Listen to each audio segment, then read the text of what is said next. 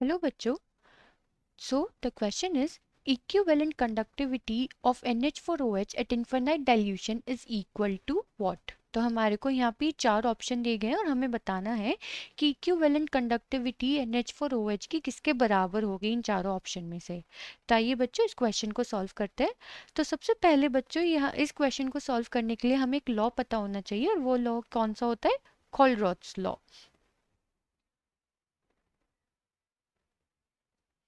खोलरॉथ्स law क्या कहता है कि अगर आपके पास कोई भी इलेक्ट्रोलाइट है इनफाइनाइट डाइल्यूशन पे, तो जो उसकी इक्विवेलेंट कंडक्टिविटी होती है, मान लीजिए मेरे पास है AB इलेक्ट्रोलाइट, तो वो बराबर होता है sum of conductance of its cation plus conductance of its anion के.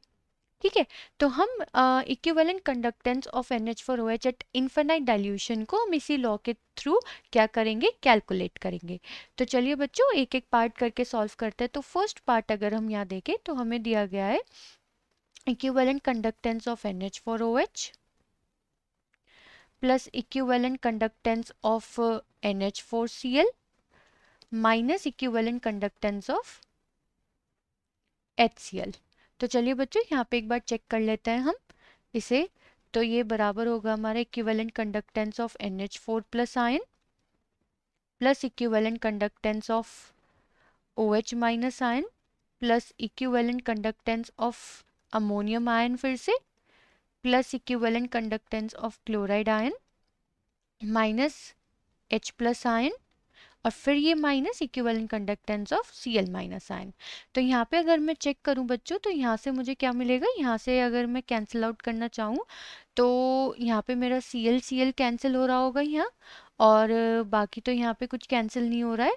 तो इसके अकॉर्डिंग बच्चों हमारा क्या ऑप्शन है? फर्स्ट ऑप्शन हमारे को NH4OH नहीं दे रहा है. ठीक है.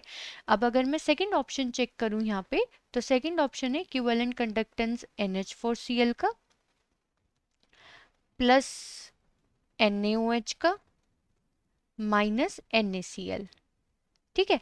तो अब अगर हम इसे कैलकुलेट करें तो अमोनियम आयन है प्लस क्लोराइड आयन है plus Na plus ion plus OH minus ion minus Na plus minus Cl minus. अब फिर से यहाँ पे अगर हम चेक करें तो यहाँ पे अगर मैं देख पा रही हूँ तो Cl से Cl की कंडक्टिविटी कैंसिल हो रही है और यहाँ पे Na से Na की हो रही है, और मुझे फाइनली मिल क्या रहा है? यहाँ पे मुझे मिल रहा है NH4OH.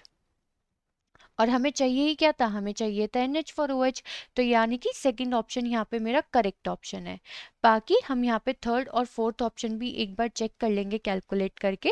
तो मैं वो आपको यहीं सॉल्व करके दिखा देती हूँ. तो हमारा थर्ड पार्ट ये रहा.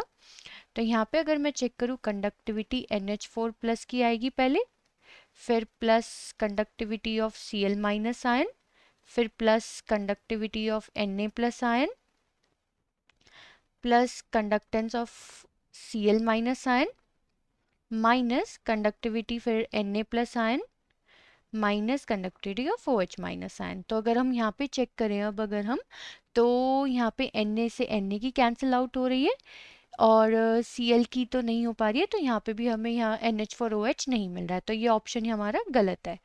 फोर्थ चेक करें अगर हम, तो Na plus ion plus conductivity of OH minus ion plus conductivity of Na plus यहाँ पे plus conductivity of Cl minus minus conductivity of NH4 plus minus conductivity of Cl minus. तो अब अगर हम यहाँ से चेक करें तो फिर से बच्चों अगर हम देखें Cl और Cl आपस में कैंसिल आउट हो रहे होंगे, बट ये फिर से हमारे को NaOH और यहाँ पे हमारे को NH4OH तो नहीं मिल रहा है. तो ये ऑप्शन भी हमारा गलत है. तो equivalent conductance of NH4OH at infinite dilution किसके बराबर है? हमारे सेकंड ऑप्शन के. तो आई होप बच्चों आपको ये क्वेश्चन समझ में आया होगा. Thank you.